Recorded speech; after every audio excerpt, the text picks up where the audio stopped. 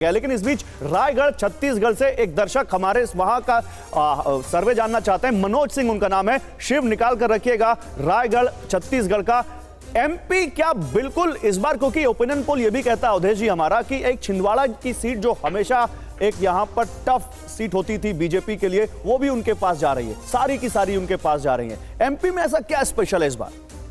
देखिए, एमपी में इस बार जो चुनाव था, पहले हम सब लोग मान रहे थे कि भारतीय जनता पार्टी विधानसभा चुनाव में थोड़ा कमजोर प्रदर्शन कर रही है, लेकिन थोड़े दिनों बाद ही एहसास हो गया कि इस बार भारतीय जनता पार्टी रिकॉर्ड बनाने जा रही है। रिकॉर्ड वोट बीजेपी ने पाया है। छिंदवाड़ा की एक भी सीट नहीं जीती है, बात सही है, लेकिन जब कमलनाथ जी और उनके बेटे तक के बीजेपी में आने की चर्चा हो गई और कमलनाथ जी ने उसको निकल के खंडन नहीं किया लंबे समय तक, तो यह समझा जा सकता है कि कांग्रेस में क्या स्थिति है और मध्य प्रदेश में भारतीय जनता पार्टी को लेकर क्या वातावरण है। और मैंने पिछली बार आपके एक शो में कहा था, वो नाम गलत हो गया था, एक बार वहां से हारे भी हैं कमलनाथ और उनको हराने वाले थे सुंदरलाल पटवा। तो ऐसा नहीं है कि वहां से वो कभी हारे नहीं है, एक बार वो हारे भी थे। लेकिन मैं फिर कह रहा हूं, आप इसको दोबारा ध्यान से सुनिए, मुझे उत्तर प्रदेश में, मध्य प्रदेश, छत्तीसगढ़, राजस्थान, ऐसे राज्यों में जो राम की लहर है, उसमें अगर विपक्षी पार्टी 1, 2, 3 भी सीटें ले आएगी तो मेरे को आश्चर्य होगा। मैं बहुत जो मेरी समझ है, यूपी में भी कह रहे हैं ये बात, यूपी में भी, उत्तर प्रदेश के बारे में बोल सकता हूं कि अगर भारतीय जनता पार्टी इसमें 75 के नीचे जाएगी तो मेरे लिए आश्चर्य का विषय होगा कि ये कैसा परिणाम है जो वातावरण मैं देख रहा हूं। अभी अलग बात है कि उसको कैसे, और आपके टेलीविजन पर बोल रहा हूं तो जिम्मेवारी पूर्वक बोल रहा हूं। ठीक है, जरा रायगढ़ छत्तीसगढ़ का सर्वे बताइए, फिर हम कर्नाटक और तेलंगाना के इस ओपिनियन पोल को रखेंगे जहां जहां से भगवान राम गुजरे उन सीटों का ओपिनियन पोल। लेकिन रायगढ़ छत्तीसगढ़ का सर्वे जी, रायगढ़ में भी भाजपा करीबन 70% हमारे सैंपल में दिखा रहा है कि भाजपा को वोट करेंगे और भी करीबन 20% कांग्रेस या इंडिया अलायंस को, और बाकी है जो अनडिसाइडेड वोट। अच्छा, एक और दर्शक इस बीच आ चुके हैं, डिंडोरी की सीट का वो पूछ रहे हैं, महाराष्ट्र में आदित्य हैं, वो कह रहे हैं कि डिंडोरी सीट का क्या ओपिनियन पोल है, जल्दी से ये बता दीजिए। दर्शक लगातार हमें फोन कर रहे हैं, हमें ट्विटर पर भी लोग फोन कर रहे थे। एक दर्शक ने हमें ट्वीट किया सीधी का, तो वो भी तैयार रखिएगा विवेक, अगर रेडी हो तो, विवेक सीधी का। लेकिन डिंडोरी महाराष्ट्र का यहां पर दिखाना है हमें, इसके बाद क्या है सर्वे, आदित्य गोखले कह रहे हैं। लेकिन उससे पहले जल्दी आइए, कर्नाटक का और तेलंगाना का ये ओपिनियन पोल आपके सामने रखते हैं। कर्नाटक की 15 सीटें हैं जहां से भगवान राम उस दौरान गुजरे, और तेलंगाना की 1 सीट है। ये 16 सीटें, क्या है इनका सर्वे, इनका ओपिनियन पोल? जल्दी से पहले कर्नाटक दिखाइए। कर्नाटक में 15 सीटें हैं और इन 15 सीटों का ओपिनियन पोल आपके सामने। कर्नाटक की इन 15 सीटों में 11 पर बीजेपी जीत सकती है, 3 पर कांग्रेस जीत सकती है, 1 पर बीजेपी की अभी जो अलाई बनी है जेडीएस, वो जीत सकती है। तो एनडीए 12, 3 कांग्रेस, ये है इसका ओपिनियन पोल कर्नाटक का, उन 15 सीटों का जहां से भगवान राम अपने वनवास के दौरान गुजरे। आप जल्दी से तेलंगाना की 1 सीट जो है नालगोंडा, इसका क्या है ओपिनियन पोल, ये मैं आपको बताता हूं। नालगोंडा की सीट पर ये कांग्रेस के पास 2019 में भी थी और ये सीट अभी भी कांग्रेस जीत सकती है। ये कर्नाटक के बाद तेलंगाना की 1 सीट का ओपिनियन पोल। तो कुल 54 की हो गई टैली, 82 में से 54 में 40 एनडीए और 14 इंडिया, ये इस वक्त हमारी टैली कह रही है। और इसमें आप देखिए कर्नाटक में इंटरेस्टिंग यह है कि कर्नाटक में बीजेपी को लॉस हुआ है। बीजेपी पिछली बार 12 सीटें जीत रही थी, इस बार 11 जीत रही है। 1 जेडीएस ने पिछली बार जीती थी और 1 इस बार वो फिर और जीत रहे हैं।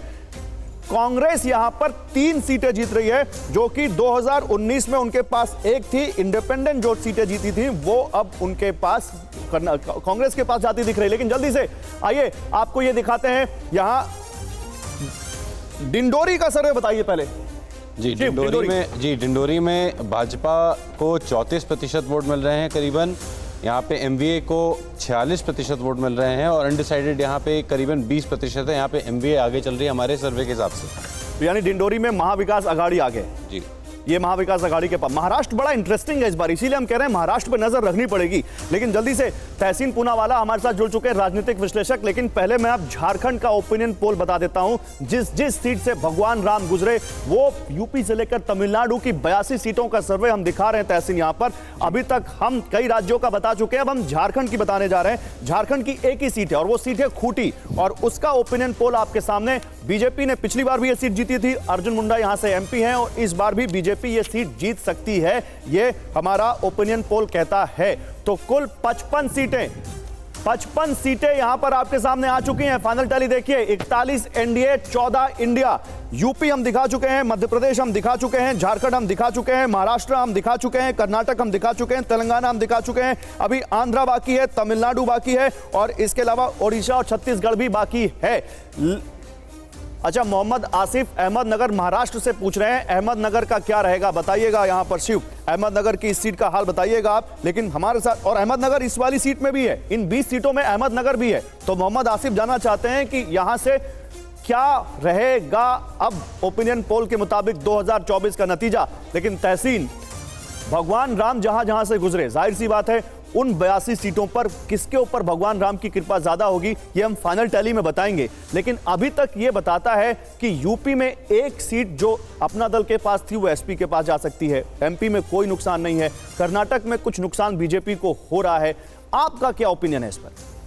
मैं तो ये मानता हूँ कि पूरे देश में भगवान राम न्याय के प्रतीक है। पूरे देश में जो राम के बच्चों के साथ नाइंसाफ़ी वर्तमान सरकार ने की है, पूरे देश में इंडिया अलायंस की स्वीप है। यहाँ तक कि यूपी में भी इंडिया अलायंस की स्वीप है। मैं ये मानता हूँ। तो जिस राह पे भगवान राम चल कर आए वहाँ तो 100% भाजपा हारने वाली है, इसमें कोई दो राय नहीं है। ऐसा क्यों? क्योंकि आप देखिए, जो भगवान राम के बच्चे, वहाँ बेरोजगारी है, अग्निवीर स्कीम है, वहाँ पे महिलाओं को इंसाफ नहीं मिलता है। भगवान राम के नाम पे सियासत करने वालों को भगवान राम हराने वाले हैं। ये बात याद रखना कि रावण भी भक्त बनकर ही आए थे माँ सीता का अपहरण करने के लिए। ये बात याद रखना कि कालनेमी भी भक्त बनकर आए थे। तो भाजपा को मैं बिल्कुल सीरियसली नहीं लेता हूँ। ऐसा कोई सगा नहीं जिसको भाजपा नहीं तका नहीं। इस रास्ते पर, इस पावन रास्ते पर भाजपा का हार का रास्ता यहाँ से शुरू होता है। आप कह रहे हैं कि कालनेमी बनकर आए थे, आप कह रहे हैं कि यहाँ पर इंडिया का स्वीप है, और हमारे साथ अवधेश जी हैं, वो कह रहे हैं स्वीप है, 1-2 सीट भी विपक्ष को मिल जाए तो यहाँ पर बड़ा, वहां पर आश्चर्य में होंगे वो। लेकिन पहले शिवम रिएक्ट करेंगे। शिवम, क्या कर रहे हैं तहसीन? देखिए तहसीन मेरे भाई हैं और मर्यादा पुरुषोत्तम की बात चल रही है, तो मैं तो यही कहूंगा भगवान राम इनको सद्बुद्धि दे सबसे पहले तो। दूसरी बात यह है कि श्री राम को लेकर खास तौर पर अगर कांग्रेस ना ही बात करे तो ज़्यादा बेहतर है। मैं मानता हूं कि देश में यूट्यूब की लाइब्रेरीज भरी पड़ी है इनके नेताओं के, अगर बयान निकाल लिए मुझे लग रहा है यही कम से कम 200 तो मैं गिना दूंगा आपको। रही तीसरी बात, इन्होंने कहा कि इस पावन रास्ते पर तो बीजेपी हारने ही वाली है। मैं एक चीज़ कहना चाहता हूं कि जो छोड़ दीजिए बाकी समय, तो कलयुग में भी जिस तरीके से आज़ादी के बाद से कांग्रेस मर्यादा पुरुषोत्तम भगवान श्री राम के मंदिर का विरोध करती रही, आज वो उनके पावन रास्ते पर अगर बखान करते हैं तो ये अपने आप में शोध का विषय होगा। लेकिन अंदर से तहसीन भाई भी जानते हैं इस बात को कि कहीं कुछ उठ नहीं रहा है इंडिया अलायंस का उत्तर प्रदेश में। तो मुझे लग रहा है मतलब कांग्रेस वालों को तो शायद एक आधा भी आ जाए सीट तो बहुत बड़ी बात हो जाने वाली है। चलिए इस पर आगे बात करेंगे।